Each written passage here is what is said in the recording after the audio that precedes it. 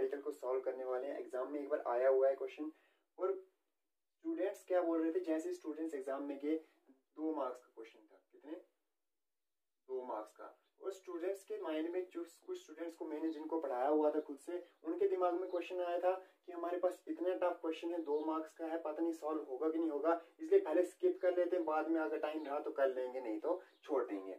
देखो हमारे पास क्वेश्चन देख के कभी ये मत सोचें कि क्वेश्चन कितना इजी है कितना टफ है।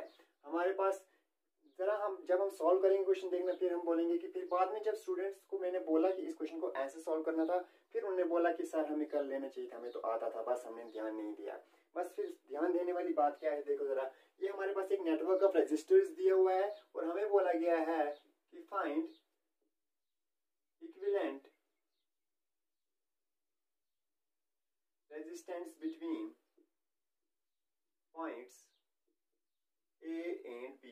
हमें A और B के बीच में इक्विवेलेंट रेजिस्टेंस निकालना है इन 2 पॉइंट्स के बीच में, ठीक है। लेकिन इक्विवेलेंट रेजिस्टेंस निकालने से पहले हमें एक चीज पता होनी चाहिए कि हमारे पास 2 फॉर्मूलाज लगेंगे,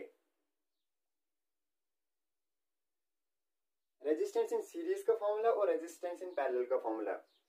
रेजिस्टेंस इन सीरीज का फॉर्मूला रहता है हमारे पास R1 plus R2 plus R3 so on up to Rn, ठीक है।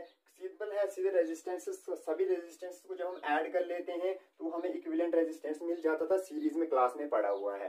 रेजिस्टेंस इन पैरेलल कैसे निकलते हैं सर, हमारे पास रेजिस्टेंस इन पैरेलल को बोला जाता है कि जो रेसिप्रोकल रहता है इक्विवेलेंट रेजिस्टेंस का इन पैरेलल कॉम्बिनेशन, रेसिप्रोकल रहता है किसका, इक्विवेलेंट रेजिस्टेंस का पैरेलल कॉम्बिनेशन में किसके बराबर रहता, इंडिविजुअल रेजिस्टेंसेस के रेसिप्रोकल के बराबर ही रहता है।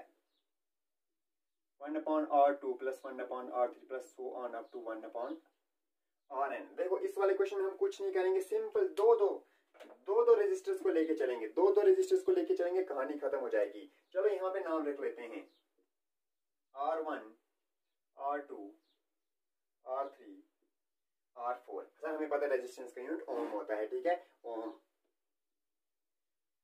चलो सबसे पहले बात कर लेते हैं R1 और R2 की। R1 और R2 हमारे पास, हम बोलेंगे the 2 resistors R1 and R2। R1 और R2 कहाँ पे हैं, R1 एंड R2 दोनों कहाँ पे हैं, सीरीज में है, हाँ ना। इसका मतलब इन दोनों का जो इक्विवेलेंट रेजिस्टेंस निकलेगा वो मेरे पास कितना निकलेगा, उसको मान के रखते हैं R', तो उसको मैं सिंपल लिखूंगा, सर हमें पता है रेजिस्टेंस सीरीज को सिंपल ऐड किया जाता है, तो R' जो रहेगा वो R1 प्लस R2 रहेगा, विच इज इक्वल टू, ये भी 3 ओम, ये भी 3 ओम, तो हमारे पास सिंपल लिखेंगे हम 3 plus 3 which is equal to 6 Om.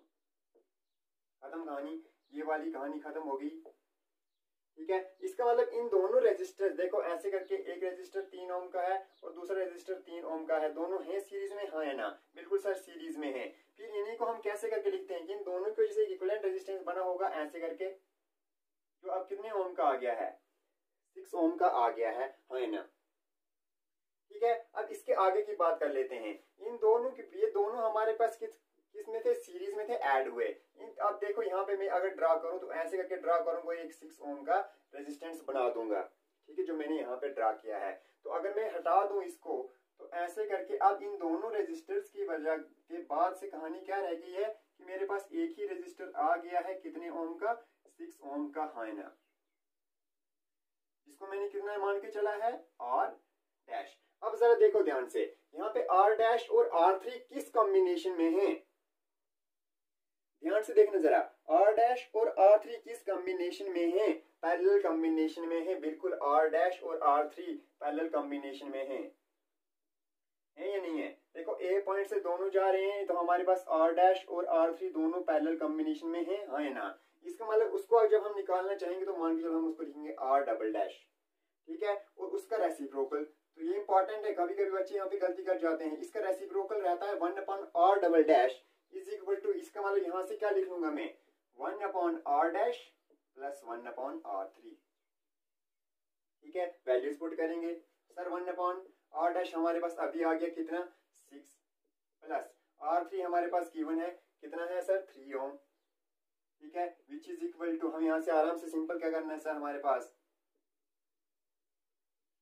which is equal to 9/18 which is equal to 1/3। 2। लेकिन यहाँ पे गलती मत करना, अक्सर बच्चे गलती कर जाते हैं। 1/r डबल डैश जो रहा है वो 1/2 रहा है हमारे पास, लेकिन हमें क्या चाहिए, हमें r डबल डैश चाहिए, इसलिए r डबल डैश जो रहेगा वो 2 ओम रहेगा। हाँ या ना, ये क्लियर हुआ। इसका मतलब अब ये दोनों खत्म होके अब हमारे पास फिर से वापस कहानी कितनी आ गई है, इन दोनों के बाद की कहानी हमारे पास कितनी आ गई है, 2 ओम की। अब इसका मतलब मैं इन दोनों को इक्विवेलेंट शो कैसे करूंगा, इन दोनों की वजह से इक्विवेलेंट रेजिस्टेंस एक बनेगा। इक्विवेलेंट उसका इक्विवेलेंट कैसे रिप्रेजेंट किया जाएगा, ऐसे, और वो कितने ओम का रहेगा, 2 ओम का। ये r डबल डैश आ गया है। हाँ या ना, देखो अब सर हमारे पास फिर से हमें कुछ दिख रहा है, क्या दिख रहा है सर, r डबल डैश और r4 वापिस से किस में है, सीरीज में है। तो हम यहाँ पे फिर लिख लेंगे, यहाँ पे लिख लेना छोटा सा कि r डैश और r3 जो है वो पैरेलल में है। ठीक है, अब चलो यहाँ पे बात करते हैं, हम बोलेंगे कि r डबल डैश और r4 किसमें है, सीरीज में है। तो सीरीज में कैसे ऐड होता है उसको हम मान लिया, देयरफॉर इनका इक्विवेलेंट निकल जाएगा r triple dash is equal to r double dash plus r4। है ना, वैल्यूज पुट करेंगे, r डबल डैश हमारे पास कितना निकला है, 2 ओम, और r4 हमारे पास कितना गिवन है, 3 ओम। इसका मतलब हमारे पास कितना निकल गया, 5 ओम। ठीक है, यानी कि अब ये कहानी भी खत्म हो गई और ये कहानी भी खत्म हो गई। हमारे पास एक रेजिस्टर आया है कितने ओम का, 5 ओम का। ठीक है, इसी तरह बिल्कुल सेम ऐसे ही अगर हम सॉल्व करना चाहें तो हम लिख लेंगे 3 और 3 वाला फिर से हमारे पास सीरीज में रहेगा। इन दोनों की वजह से मेरे पास सबसे पहले कितने रेजिस्टेंस का आएगा, देखो फिर मेरे पास यहाँ पे कितना आ जाएगा, बिल्कुल ऊपर वाले पोर्शन की तरह है, इसका भी 6 ओम आ जाएगा। ठीक है, फिर ये 6 ओम और ये 3 ओम आपस में क्या है, पैरेलल में है। इन दोनों की वजह से फिर से कितना आ जाएगा, इन दोनों की वजह से फिर से हमारे पास कितना आ जाएगा, 2 ओम आ जाएगा। क्लियर हुआ या नहीं हुआ। अब फिर से हमारे पास ये 2 ओम और ये 3 ओम वाला रजिस्टर फिर से किसमें है, सीरीज में है। तो इन दोनों को जब हम फिर से सीरीज में ऐड करेंगे सर, 3 + 2 अगेन हमारे पास कितना हो जाएगा, 5 हो जाएगा। और उनका इक्विवेलेंट रेजिस्टेंस ऐसे करके लिख सकते हैं हम, 5 ओम। अब देखना, इक्विवेलेंट रेजिस्टेंस ए और बी के बीच निकालना था, 3 रेजिस्टर्स आ गए हैं और तीनों रेजिस्टर्स किसमें हैं, 3 रेजिस्टर्स, और तीनों रेजिस्टर्स अब किसमें कनेक्टेड हैं, पैरेलल में हैं। तो देयरफॉर लास्ट में हम लिख सकते हैं R इक्विवेलेंट जो रहेगा ए और बी के बीच वो किसके बराबर रहेगा, इन तीनों रेजिस्टेंसेस के रेसिप्रोकल जो रहेगा। तो यहाँ पे हम लिख लेंगे 1/R equivalent is equal to 1/, इसको आप मान के चलेंगे हम, RA RB RC सबस्क्रिप्ट में रखें हमने। ठीक है, तो 1/RA plus 1/RB plus 1/RC। यहां से सॉल्व करेंगे, वैल्यूज पुट करेंगे, कुछ नहीं है सर, 1/5 प्लस 1/5 प्लस 1/5। हाँ ना, विच इज इक्वल टू 3/5। बच्चे क्या कर जाते हैं, लास्ट में पूरा क्वेश्चन सॉल्व करने के बाद गलती कर देते हैं, वहां पे बड़े प्राउडली लिख के आते हैं therefore R equivalent is equal to 3/5, जो कि गलत हो जाएगा।